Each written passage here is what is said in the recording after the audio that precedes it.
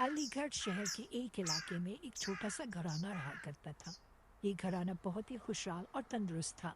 दोनों ही माँ बाप अपनी इकलौती बेटी से बहुत ज्यादा प्यार करते थे, मगर इनकी खुशियों को नजर लग गई चंद ही माह में। इसकी माँ चल बसी दमे की बीमारी की वजह से। माँ के मरने का हादसा फौजिया को खा गया। अम्मी जी, आप कहाँ चली गई मुझे छोड़ के? आपके अलावा तो मेरे इस दुनिया में कोई भी नहीं है जो मुझे प्यार करता है, मेरा ख्याल रखता है। आपके बिना ये सारी ज़िंदगी मैं कैसे अकेले गुजारूंगी? ऊपर वाले रहम कर। फौजिया की दादी से ये सब कुछ देखा नहीं जाता, लिहाजा साजिद बेटा, तुम्हारे लिए एक दूसरी बीवी लेके आती हूँ। क्या तुम सारी जिंदगी ऐसे ही उसके गम में रुलते रहोगे? लड़कियों की कोई कमी थोड़ी है, तुम तो अभी जवान हो मेरे बेटे। तुम्हारे लिए अच्छी बीवी लेके आऊंगी। क्या कहते हो इस बारे में? तुम्हारी बेटी का ख्याल भी रखेगी। मुझे कोई मसला नहीं है अम्मी जान, बस वो मेरी बेटी का ख्याल रखे और मेरे घर की जिम्मेदारी उठाए। मुझे और क्या चाहिए। साजिद की माँ अपने बेटे के लिए अपने ही गांव की एक लड़की ढूंढ लाती है। कशमाला मेरी जान, सच कहो तो ऊपर वाले का लाख लाख शुक्र है कि उसने मुझे तुमसे मिलाया। तुम्हारे बगैर मेरी जिंदगी बहुत अकेली हो गई थी। क्या तुम मेरी और मेरी बेटी का ख्याल रख पाओगी? मुझे तुमसे बहुत सारी उम्मीदें हैं। ख्याल रखोगी मेरा, खुश रखोगी हमें? तुम क्या कहती हो इस बारे में? साजिद, तुम परेशान ही ना हो, भला ये भी कोई कहने की बात है? तुम तो मेरे सर का ताज हो और तुम्हारी बेटी मेरी बेटी है। भला ये भी कोई कहने की बात है? मैं माओ की तरह प्यार करूंगी उससे, उससे अपनी सगी मासी भी बढ़ के। ये सारी बातें सुनकर साजिद का दिल इत्मीनान में आ जाता है। साजिद के सामने उसकी दूसरी बीवी नाटक करती है कि वो फौजिया से बेहद ज्यादा प्यार और उसके लाड उठाती है। उससे बढ़ के तो उसका कोई ख्याल ही नहीं रख सकता। लेकिन जब साजिद नहीं हुआ करता था घर, तो उसकी बीवी का बर्ताव बिल्कुल मुख्तलिफ होता था उसकी बेटी के साथ। ओए लड़की, सुनो। मेरे कमरे का अच्छा से पोछा मारो और टॉयलेट भी रगड़ के साफ करो, बहुत गंदा पड़ा है। और किचन में ढेर सारे बर्तन है, अच्छी तरह मांज के साफ करो। वो दरअसल मैंने कभी ये काम किए नहीं है अम्मी जी। मैं कैसे करूँ ये काम? मैंने कभी ज़िंदगी में नहीं किया, मुझे नहीं आता। मैं क्या करूँ?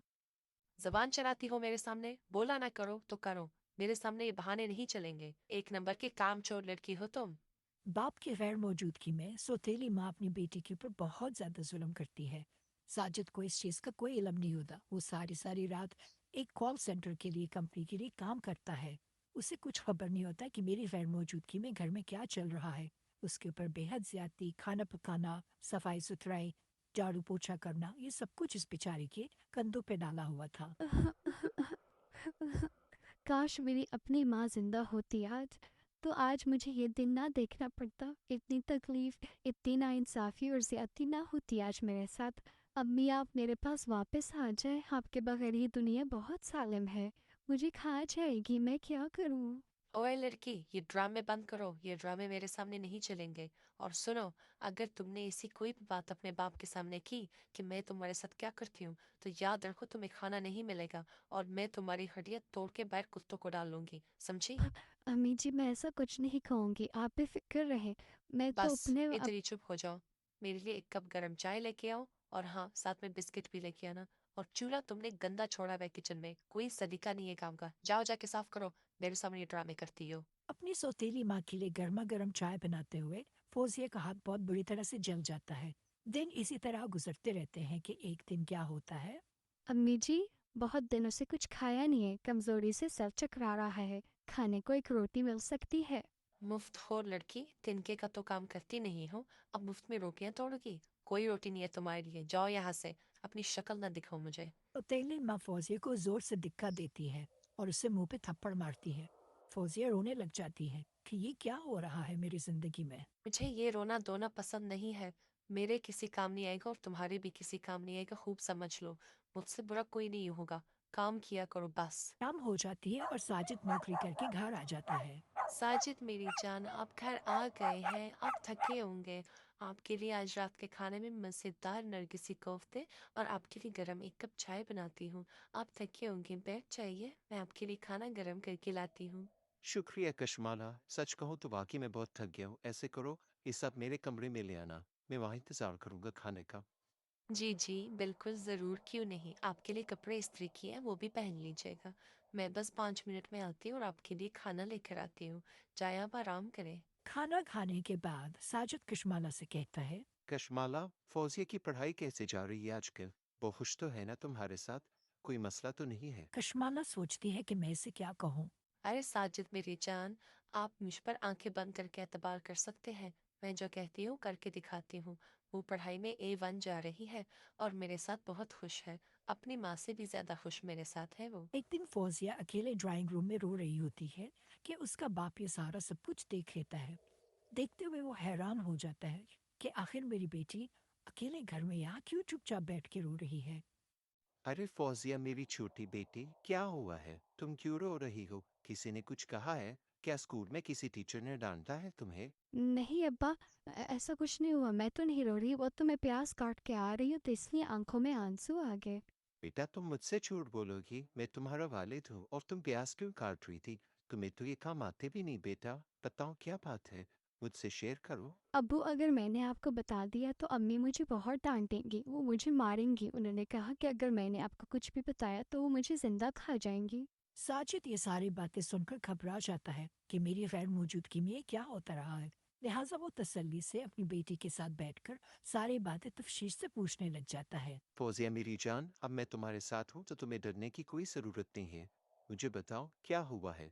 जब तक मैं तुम्हारे साथ हूँ तो तुम्हें दुनिया की किसी चीज़ से डरना नहीं चाहिए। अब मुझे बताओ, हुआ क्या है? शुरू से बताओ बेटे। अब्बू, वो दरअसल मुझे 1 महीना हो गया है कि मैं स्कूल नहीं जा रही। मैं घर पर ही हूँ। अम्मी मुझसे काम कराती है, सफाइयाँ, पोछा झाड़ू और रोटियाँ पकाना। कल मेरा उनके लिए चाय पकाते हुए मेरा सारा हाथ चल गया। अब्बू, ये काम बहुत मुश्किल है, मुझसे नहीं हो पाएगा। अरे बेटे ये क्या कह रही हो? मुझे तो यकीन नहीं आ रहा। मुझे माफ़ करना बेटे। घर के और कामों की मसरूफियत की वजह से मेरा इन बातों पर ध्यान ही नहीं रहा। लेकिन तुम परेशान मत हो। इन सब चीज़ों का इलाज है मेरे पास। तुम देखो मैं करता क्या हूँ। अब्बू प्लीज़ मेरा नाम मत लीजिएगा। अगर आपने मेरा नाम ले लिया तो वो मुझे बहुत ज़्यादा मारेंगी। अरे उसकी तो ऐसी की तैसी। बेटा तुम्हें परेशान होने की ज़रूरत नहीं है। अब तुम सब कुछ मुझ पे छोड़ लो। अब तुम्हें बिल्कुल परेशान नहीं होना। अब्बू जान, मैं सोचती हूँ कि काश अगर मेरी अम्मी जान मेरे साथ होती तो ये दिन मुझे कभी ना देखना पड़ता, और ना ही आपको। बेटे तुम्हारी अम्मी की याद तो मुझे भी बहुत सताती है, लेकिन शायद ऊपर वाले को यही मुनासिब था। साजिद अपनी दूसरी बीवी के पास गुस्से में चला जाता है और उसको कहता है कि तुमसे बड़ी झूठी, मक्कार और जालिम मैंने औरत आज तक नहीं देखी दुनिया में। तुमने मेरी बेटी के ऊपर इतना जुल्म किया, वो भी मेरी गैर मौजूदगी में। तुम जानती हो कि मैं तुम्हारे साथ क्या कुछ कर सकता हूँ? नहीं साजिद मेरी जान, वो झूठ बोल रही है। ये सरासर इल्जाम है। वो मुझे पसंद ही नहीं करती शुरू दिन से। मैं क्या करूँ, इसमें मेरी क्या गलती है? कशमाला, कशमाला, अब तुम और झूठ बोलकर मेरा सर गर्म कर रही हो। मैं मुंह तोड़ दूंगा तुम्हारा। मेरी बेटी के ऊपर इल्जाम लगाना बंद कर दो और अपने किरदार के ऊपर देखो। आज के बाद से मेरी जिंदगी में तुम्हारी कोई जगह नहीं। मुझे हमेशा एक सच्ची, बावफादार और अच्छे किरदार वाली औरत चाहिए थी। मेरे दिल से तुम उतर चुकी हो। वाकई में साजिद, मुझसे बहुत बड़ी गलती हो गई और मैं बहुत शर्मिंदा हूँ। मुझे चाहिए था मैं उसे अपनी बेटियों की तरह पालूं और समझूं, लेकिन बस गलती हो गई। मैं क्या करूँ?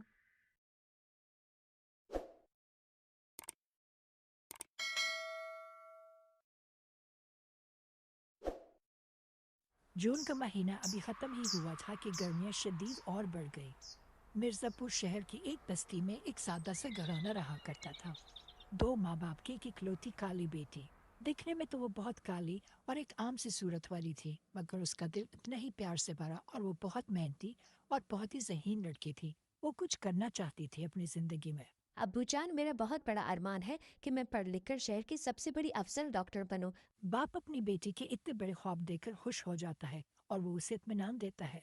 मेरी प्यारी होनहार बेटी, मुझे तुम पर पूरा भरोसा है कि तुम ज़रूर एक दिन कामयाब होगी और अपने माँ बाप का नाम रोशन करोगी। बेफिक्र रहो, मेरी सारी मदद तुम्हारे साथ है। हाँ अब्बू, मैं चाहती हूँ कि इस शहर में सबसे बड़ा अस्पताल मेरा हो, जिसमें तमाम गरीबों का इलाज और मुस्तहक लोगों का इलाज मैं मुफ्त में करूँ।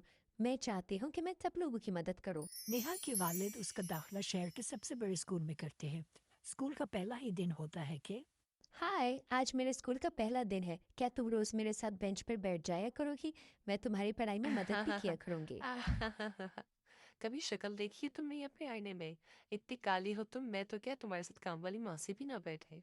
ये बात सुनकर नेहा बहुत उदास हो जाती है। उसका खुद पर से एतमाद खत्म हो जाता है। लिहाजा ब्रेक टाइम में वो अपनी टीचर के पास जाती है। मैम, 1 हफ्ता हो गया है, मेरा ना कोई दोस्त यहाँ बन रहा है और ना ही कोई मेरे साथ बैठता है। मैं अकेले पूरा दिन गुजारती हूँ। और नेहा मेरे बच्चे, ये स्कूल है, यहाँ पर हर बच्चे के अपने प्रायोरिटीज होते हैं। तुम खुद को इतना कामयाब करो कि हर बंदा और हर बच्चा तुम्हारे साथ बैठने के लिए खुद रिक्वेस्ट करे। लिहाजा इन छोटी छोटी बातों को दिल पे ना लो, अपने करेक्टर बिल्डिंग करो और पढ़ाई पे ध्यान दो बच्चे। नेहा स्कूल से उदास घर आती है। उसे बहुत भूख लगी होती है, लेकिन ये बातें सब सुनकर उसकी भूख भी मिट जाती है।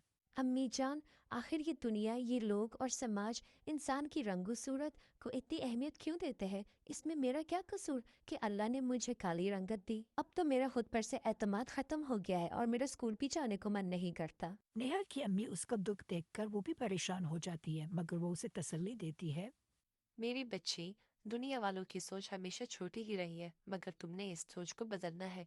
पढ़ लिख कर और अच्छी तालीम हासिल कर कर तुमने खुद को कामयाब बनाना है। ये बातें सुनकर नेहा की खूब हौसला अफजाई हुई। लिहाजा वक्त के साथ साथ उसने खूब दिल लगाकर मेहनत की, कमर तोड़ के रात खूब पढ़ाई करती रही। और एक दिन उसने सारे एग्जाम्स में A+ ग्रेड्स लिए। उसकी क्लास में फर्स्ट पोजीशन तो आई ही आई, मगर वो अपने स्कूल की ऑलराउंडर टॉपर भी रही। नेहा के वालिदैन दोनों ही उससे बहुत खुश थे और उसकी खूब हौसला अफजाई और शाबाशी भी दी उसको। नेहा मेरी बेटी, देखा मैं कहा करता था ना कि कामयाबी ज़रूर तुम्हें एक दिन मिलेगी।